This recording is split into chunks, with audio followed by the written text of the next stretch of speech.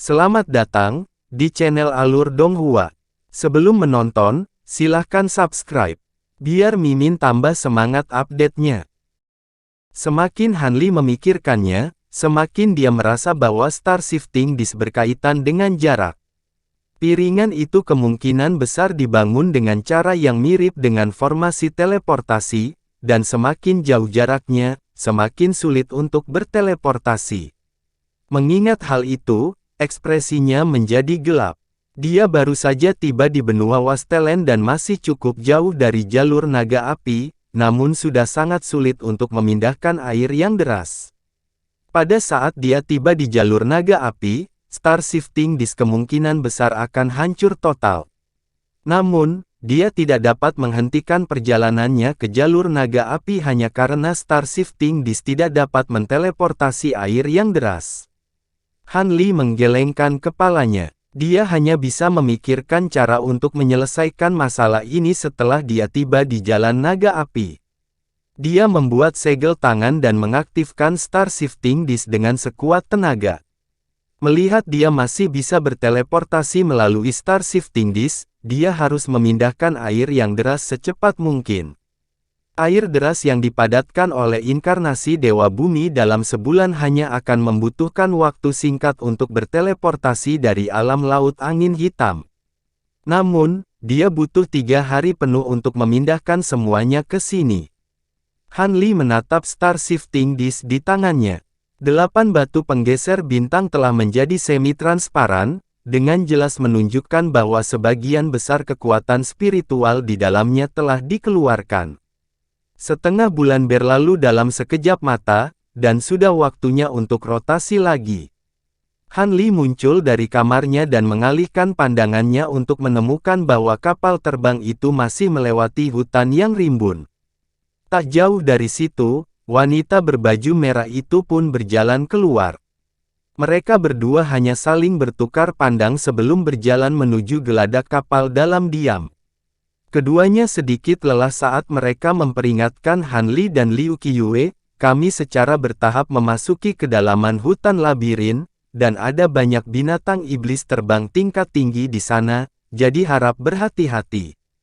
Pria dengan nama belakang Kou juga telah tiba di geladak saat ini, dan dia menangkupkan tinjunya untuk memberi hormat kepada Hanli dan Liu Qiue. Orang ini sepertinya tidak beristirahat selama perjalanan.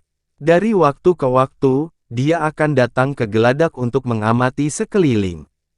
Saat ini, dia terlihat jauh lebih kuyu dari sebelumnya, dan matanya sedikit merah. Jangan khawatir, Tuan. Karena saya menerima misi ini, saya akan melakukan yang terbaik. Hanli mengangguk pada pria itu, lalu dia duduk di sisi kiri kapal. Wanita berbaju merah itu tidak banyak bicara. Dia hanya mengangguk sedikit dan tubuhnya yang halus melayang ke sisi kanan. Kapal terbang putih itu terus melaju dengan mantap. Namun, setelah terbang sebentar, terdengar suara gemerisik dari hutan di bawah. Itu adalah awan merah yang dengan cepat menuju kapal terbang. Sama sekali tidak bingung dengan awan putih di sekitar kapal terbang. Ini, cahaya biru melintas di mata Hanli, dan dia segera melihat apa yang ada di awan merah. Itu adalah burung merah yang aneh. Burung-burung aneh ini berbentuk seperti elang, dan masing-masing berukuran beberapa puluh kaki. Mereka tidak memiliki banyak bulu di tubuhnya, memperlihatkan area besar kulit keriput merah. Oh tidak, Coxcomb Eagles. Pria bermarga Kou berseru. Burung merah ini terbang sangat cepat, dan dalam beberapa tarikan napas, mereka tiba di dekat perahu. Ada hampir 1000, dan aura yang dipancarkan masing-masing tidak kalah dengan kultivator Nas Chancel. Burung-burung merah mengeluarkan pekikan, dan membuka mulutnya untuk menyemburkan bola api merah yang menyapu ke arah kapal terbang. Pada saat yang sama, cahaya merah pada cakarnya bersinar terang, dan serangkaian cakar merah berbentuk sabit ditembakkan, menyambar perahu terbang putih. Cepat, buka penghalang pelindung. Pria bermarga Kou itu berteriak. Prasasti roh di sekitar kapal terbang putih menyala, dan sinar cahaya kristal putih muncul, memadat menjadi lapisan tebal penghalang putih. Api merah dan cakar merah menghantam penghalang, menyebabkan gemuruh yang keras. Penghalang putih itu cukup kokoh. Itu hanya berkedip, tetapi tidak menunjukkan tanda-tanda putus. Saat ini, Han Li sudah terbang dan melambaikan tangannya. 9 sinar cahaya putih keluar dari tubuhnya. Itu adalah 9 pedang terbang putih, setiap pedang terbang bersinar dengan cahaya putih, dan semua adalah pedang terbang tingkat harta karun roh. Dia menemukan set pedang terbang ini di dalam tas penyimpanan Gritsa. Pada saat ini, dia tidak memiliki senjata sihir yang cocok, dan 9 pedang terbang ini agak mirip dengan pedang awan bambu, jadi dia menyimpannya. Kemudian, Han Li membuat tanda pedang dengan tangannya. 9 pedang terbang bersinar terang, dan dalam sekejap, berubah menjadi ratusan sutra pedang putih, terbang secara horizontal, membentuk jaring pedang putih besar yang menutupi area seluas ratusan kaki di depannya. Begitu burung merah yang berkerumun menyentuh jaring pedang putih, mereka langsung dipotong menjadi 2, dan berubah menjadi hujan darah. Dalam sekejap mata, puluhan burung aneh tewas. Di sisi lain, wanita berbaju merah itu tidak menganggur saat ini. Di depannya, ada naga api yang terbentuk dari api merah. Panjangnya hampir 100 kaki, dan terlihat sangat hidup. Ia memuntahkan tiang api yang tebal dari mulutnya, dan kemanapun ia lewat, burung-burung merah atribut api semuanya berubah menjadi abu. Meski banyak burung merah ini, mereka tidak kuat, kebanyakan dibunuh oleh Han Li dan wanita itu. Sisanya mengepakkan sayap dan melarikan diri. Han Li melambaikan tangannya dan 9 pedang terbang kembali. Kapal terbang putih itu terus maju, tetapi tidak lama kemudian, terdengar suara mendengung di depan. Itu adalah segerombolan lebah hitam aneh yang menyerang mereka. Han Li dengan cepat membangunkan dirinya dan melambaikan tangannya untuk melepaskan 9 pedang terbang itu lagi. Setelah memasuki kedalaman hutan pemakaman hilang, ada banyak jenis binatang terbang. Meskipun kapal terbang itu memiliki sihir untuk menyembunyikan diri, terkadang, itu akan diserang lebih dari 10 kali dalam satu hari. Syukurlah, pria dengan nama keluarga Kou akrab dengan medan hutan, dan dia sengaja menghindari beberapa binatang iblis tingkat tinggi. Dengan demikian, binatang iblis yang menyerangnya tidak terlalu kuat. Selanjutnya, dengan Han Li dan wanita berbaju merah, yang juga berada di tahap integrasi tubuh, mereka dapat merawat binatang iblis tanpa kecelakaan. Pria bermarga Kou itu berangsur-angsur lega melihat hal ini.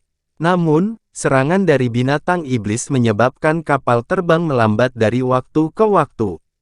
Lebih dari 10 hari berlalu dalam sekejap mata. Garis-garis benang pedang putih berputar dan terbang, membentuk pusaran putih besar yang menyelimuti monster hijau seukuran gunung, menjebaknya dengan kuat di dalamnya. Monster biru melepaskan serangkaian raungan marah saat lapisan logam cahaya hitam muncul di sekujur tubuhnya, melindunginya dari garis pedang Ki yang tak terhitung jumlahnya. Pada saat yang sama, hembusan angin biru dikeluarkan dari mulutnya dalam upaya untuk menembus pusaran pedang Ki. Namun, benang pedang putih itu terlalu kuat, dan dengan cepat menghancurkan cahaya hitam di sekitar monster biru itu sebelum menembus tubuhnya. Monster biru itu bahkan tidak memiliki kesempatan untuk melepaskan tangisan kesedihan sebelum direduksi menjadi tumpukan daging cincang oleh benang pedang yang tak terhitung jumlahnya. Han Li melambaikan tangan di udara, dan benang pedang putih yang tak terhitung jumlahnya menyatu untuk membentuk 9 pedang terbang putih yang terbang di lengan bajunya. Ada beberapa monster biru lain di dekat kapal terbang, tetapi juga dibunuh dengan cepat. Kapal terbang berhenti di udara dan terus terbang ke depan. Pada titik ini, hutan rimbun di bawah secara bertahap menjadi semakin jarang, memperlihatkan hamparan tanah yang luas, dan tampaknya mereka akhirnya terbang keluar dari hutan pemakaman labirin. Setelah terbang hampir setengah hari, hutan rimbun di bawah hampir hilang sama sekali. Tanah di depan mulai menjadi hitam, dan ada beberapa puing hitam di tanah saat gurun tandus muncul di depan. Kapal terbang putih tiba-tiba berhenti dengan lambat, dan pria dengan nama keluarga Kou dan 2 kultivator tahap integrasi tubuh terbang sebelum mengeluarkan instruksi.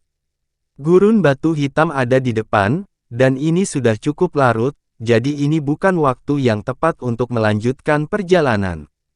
Beristirahatlah di sini untuk malam ini dan lanjutkan besok pagi. Terima kasih atas kerja kerasnya, senior. Setelah mendengar ini, Han Li segera teringat bahwa tempat ini telah disebutkan dalam sebuah buku tebal yang pernah dia baca di masa lalu. Gurun ini adalah tempat yang berbahaya, dan konon karena adanya tambang bawah tanah, gaya magnet geosentris di tempat ini telah terpengaruh, sehingga membuat gravitasi di sini beberapa kali lebih berat. Selain itu, ada beberapa binatang hitam yang sangat kuat yang tinggal jauh di dalam gurun batu hitam yang bersembunyi di bawah tanah pada siang hari dan berkeliaran di malam hari. Untungnya, gurun ini tidak terlalu luas, jadi kebanyakan orang akan memilih untuk terbang di siang hari secepat mungkin. Kapal terbang putih itu perlahan turun ke tanah, dan semua orang di kapal itu agak kelelahan. Selain 2 tahap integrasi tubuh yang berdiri di kedua sisi perahu, semua orang dengan cepat kembali ke kamar masing-masing untuk beristirahat. Saat malam tiba, langit biru berangsur-angsur berubah menjadi hitam pekat, dan bulan purnama putih murni menggantung tinggi di langit. Tidak ada awan di seluruh langit di atas gurun, dan hanya ada bintang-bintang menyilaukan yang tak terhitung jumlahnya yang berkilauan dengan cahaya terang. Kapal terbang yang berlabuh di samping batu besar benar-benar gelap gulita, dan hanya beberapa ruangan di kapal yang masih menyala, menciptakan cahaya lembut di langit malam. Tepat pada saat ini, salah satu pintu di kapal terbuka tanpa suara, dan sesosok humanoid yang tinggi dan lebar melayang keluar sebelum mendarat di gurun di luar hanya dalam beberapa kedipan. Itu tidak lain adalah Han Li. Sosoknya seperti burung layang-layang yang terus terbang di antara bebatuan gurun Gobi. Setelah beberapa lompatan dan beberapa gerakan, dia berada jauh dari pesawat ruang angkasa. Baru pada saat itulah seluruh tubuhnya berubah menjadi cahaya yang mengelak dan terbang ke kejauhan. Setelah terbang lebih dari 100.000 kilometer, cahaya di sekitar tubuh Han Li memudar, dan dia turun menuju oasis di bawah. Oasis di gurun Gobi ini luasnya tidak lebih dari beberapa ratus mil. Sebagian besar pohon yang tumbuh di oasis ini adalah pohon poplar dan willow yang tahan terhadap dingin dan kekeringan. Pohon-pohon ini biasanya tingginya tidak lebih dari beberapa puluh kaki. Di tepi oasis ini ada sebuah danau kecil berbentuk bulan sabit yang berkilauan di bawah sinar bulan, dan Han Li cukup gembira melihatnya. Han Li perlahan berjalan ke tepi danau sebelum mengambil segenggam air dan meneguknya, di mana rasa manis dan menyegarkan segera mengalir melalui mulutnya. Dia duduk di tanah, dan cahaya melintas di matanya saat dia tiba-tiba melepaskan indera spiritualnya untuk mencakup area dengan radius puluhan ribu kilometer.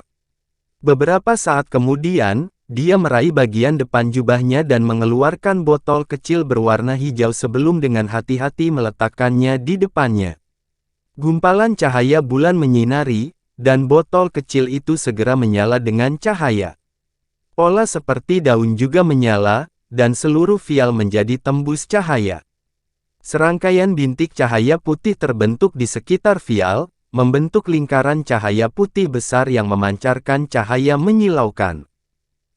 Han Li menutup matanya dan membentuk gerakan mantra dengan tangannya sebelum mulai bermeditasi.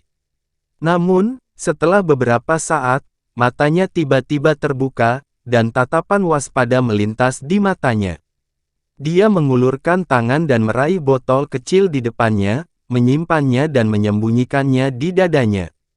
Dia berdiri dan menarik indera ilahinya yang telah dia lepaskan. Auranya juga benar-benar tersembunyi. Dengan sekejap, dia bersembunyi di balik pohon willow di dekatnya. Sesaat kemudian, sesosok cahaya terbang melewati kepalanya dan terbang ke kejauhan. Itu sunyi, dan bahkan tidak ada jejak fluktuasi energi spiritual. Seolah-olah manusia sedang lewat. Kenapa dia? Cahaya biru melintas di mata Han Li. Dia melirik sosok merah dan menunjukkan sedikit keraguan di matanya. Sosok itu tidak lain adalah wanita berbaju merah yang berteleportasi keluar dari area laut angin hitam bersamanya dan kemudian bergabung dengan grup ini. Melihat wanita itu tidak datang untuknya, Han Li tidak berencana untuk menimbulkan masalah. Namun, kecepatan terbangnya tidak cepat. Sepertinya dia sengaja menyembunyikan auranya. Dia tampak sedikit licik, dan dia menjadi waspada. Sudah larut, dan wanita ini sendirian. Apa yang ingin dia lakukan? Setelah merenung sejenak, dia membalik pergelangan tangannya, dan talisman gaib zenit tinggi berwarna ungu muncul di antara jari-jarinya. Kemudian, seberkas cahaya ungu bersinar dari ujung jarinya, dan sosoknya berangsur-angsur menjadi buram dan benar-benar tersembunyi. Meski ada jimat untuk menyembunyikan auranya, Han Li tidak mengikuti terlalu dekat. Ia hanya mengikuti dari jauh, menjaga jarak sekitar beberapa ratus meter dari wanita berbaju merah itu. Yang terakhir secara alami tidak menyadari hal ini dan terus terbang ke depan tanpa henti.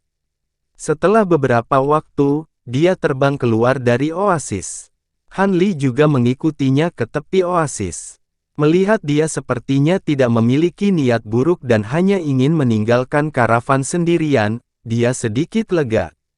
Sosoknya berhenti sejenak dan melayang di udara. Dia berencana untuk kembali ke danau.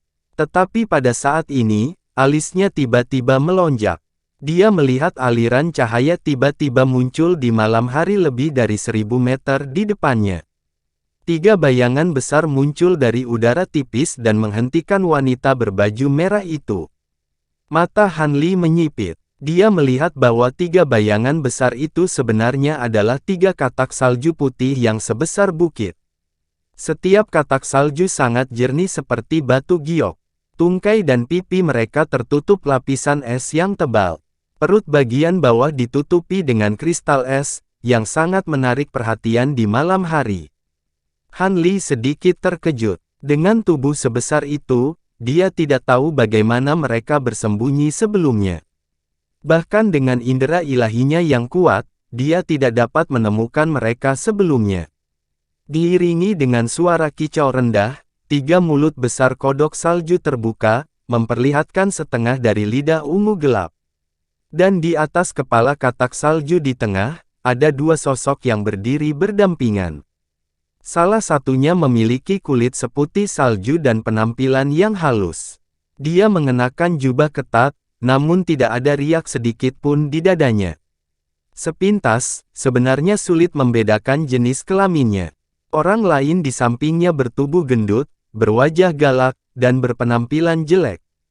Gan Zhao, apakah kamu masih mengingat kami saudara? Pria dengan penampilan halus menunjuk wanita bergaun merah dari jauh saat dia berteriak dengan suara tajam, dan suaranya mengungkapkan nada feminin. Bajingan tanpa nama yang bukan laki-laki atau perempuan tidak layak untuk diingat. Wanita berbaju merah itu mengerutkan kening dan mendengus dingin. Ada jejak rasa jijik yang tak terselubung dalam nadanya. Kamu, pria feminin itu menunjuk wanita berbaju merah dengan satu tangan. Pipinya bersemu merah. Dia tampak sangat marah sehingga dia tidak bisa berbicara. Tidak masalah jika kamu tidak tahu nama kami. Kamu hanya perlu tahu bahwa hari ini tahun depan akan menjadi peringatan kematianmu. Pria gendut dan jelek itu tiba-tiba membuka mulutnya dan berkata dengan suara yang dalam. Wanita berbaju merah bernama Gan Zhao sepertinya merasa kedua orang ini terlalu lambat. Jejak penghinaan melintas di wajahnya di bawah kerudung merah. Tanpa berkata apa-apa, dia mengambil inisiatif untuk menyerang lebih dulu. Dengan goyangan pergelangan tangannya, gelang merah di pergelangan tangannya yang putih mengalir dengan cahaya merah. Petik 2. Diiringi dengan raungan naga yang melonjak, gelang merah menyala dengan nyala api yang membumbung tinggi. Itu langsung berputar dan berubah menjadi naga api panjang yang panjangnya ratusan kaki. Ia bergegas keluar dari tirai malam dan dengan ganas menerkam ke arah kedua orang itu. Ekspresi pria feminin itu sedikit berubah. Bibirnya bergerak sedikit. Dia membungkuk dan dengan lembut menepuk kodok salju di bawahnya. Gu gu gu. Serangkaian tangisan rendah bergema terus-menerus. 3 katak salju besar membuka mulutnya bersama dan meludah. Hualala. Sejumlah besar es yang berkilau dan tembus cahaya terus-menerus menyembur keluar dari mulutnya. Mereka menumpuk lapis demi lapis dan berubah menjadi gunung es besar. Kemudian, mereka bergegas menuju naga api. Baang! Suara keras terdengar. Naga api itu tiba-tiba menghantam gunung es. Api memercik ke segala arah. Sejumlah besar kristal es langsung meledak, berubah menjadi bubuk berkilau dan tembus pandang yang tak terhitung jumlahnya yang tersebar di udara. Naga api panjang tidak bisa lagi mempertahankan bentuk aslinya. Itu berubah menjadi lautan api dan bertabrakan dengan gunung es. Untuk sesaat, api membumbung tinggi ke langit. Keripik es berkibar di udara. Sejumlah besar uap air putih naik dari tempat keduanya bertabrakan. Itu menutupi setengah dari langit. Han Li memperhatikan dari jauh sejenak. Akhirnya, dia memutuskan bahwa lebih baik menghindari masalah. Jadi, dia berbalik dan hendak pergi. Namun, ketika dia berbalik, dia tiba-tiba merasakan gelombang kekuatan spiritual yang kuat di depannya. Hatinya bergidik. Dia tanpa sadar melipat tangannya, dan meletakkannya di depan tubuhnya untuk menghalangi. Kemudian, dia menerima dampak kekerasan. Seluruh tubuhnya hancur ke arah wanita berbaju merah di bawah pengaruh kekuatan tak terlihat. Sosoknya yang telah disembunyikan oleh jimat gaib tertinggi terungkap sekali lagi. Dia berada di udara. Dia melihat sekeliling, dan melihat ada kilatan cahaya yang mengalir di kehampaan. Kemudian, 3 sosok besar muncul. Mereka adalah 3 kodok salju putih. Mereka hampir sama dengan yang menghalangi wanita berbaju merah Gan Jiuzhen. Firasat buruk muncul di hatinya, cahaya hijau melintas di permukaan tubuhnya saat dia merenung. Kemudian, dia menstabilkan tubuhnya tidak jauh dari wanita berbaju merah itu. Hehe, kenapa kamu harus bersembunyi jika kamu adalah pembantu yang kamu undang? Saya tidak akan menemukan Anda jika bukan karena varian mata emas di antara harta saya, kata pria feminin dengan senyum menawan. Han Li memperhatikan bahwa katak salju di bawah kedua orang itu memang berbeda dari yang lain. Pupilnya ditutupi oleh lapisan kelopak mata putih. Namun, ada sedikit warna keemasan di pupilnya. Aku hanya lewat. Aku tidak bermaksud ikut campur dalam urusanmu. Han Li melirik kedua orang itu dan berkata dengan tenang. Gan Jiuzhen mengguncang pergelangan tangannya. Lautan api yang telah menemui jalan buntu dengan gunung es tiba-tiba menyatu. Itu berubah menjadi naga api dan terbang kembali. Kemudian berputar di sekelilingnya. Dia sedikit memiringkan kepalanya dan menatap Han Li. Jejak kejutan melintas di matanya. Kemudian, dengan cepat berubah menjadi tampilan waspada. Namun, dia tidak mengatakan apa-apa. Tidak masalah jika kamu hanya lewat atau pembantu. Karena kamu telah memasuki formasi pencairan api 6 katak, jangan berpikir untuk keluar. Mati bersama. Jalan menuju neraka sangat sepi. Kalian berdua bisa menjadi teman, kata pria jelek itu dengan senyum mengerikan. 6 katak salju yang mengelilingi Han Li dan Gan Jiuzhen menyala dengan cahaya putih setelah dia selesai berbicara. Kekosongan di sekitar malam mulai berfluktuasi dengan hebat. Kemudian, dinding kristal besar berwarna perak putih muncul dari udara tipis. Itu menjebak Han Li dan wanita berbaju merah di tengah. Begitu dinding kristal muncul, Han Li merasa suhu di sekitarnya turun tajam. Rasa dingin yang menembus ke dalam sumsum tulangnya terus menyerangnya. Pada saat yang sama, terdengar suara "kakak" di kehampaan di sekitarnya. Kepingan salju heksagonal mulai muncul. Bahkan udaranya agak beku. Melihat ini, wajah Han Li menjadi gelap. Dia membuat isyarat. Cahaya hijau menyinari tubuhnya. Kekuatan spiritual surgawi mengalir keluar dari dantiannya. Itu berubah menjadi kekuatan hangat yang menutupi seluruh tubuhnya. Namun, segera, dia menemukan bahwa langkah ini tidak ada gunanya sama sekali. Rasa dingin yang aneh sebenarnya bercampur dengan jejak kekuatan hukum. Itu bisa dengan mudah menembus lapisan luar kekuatan spiritual surgawinya.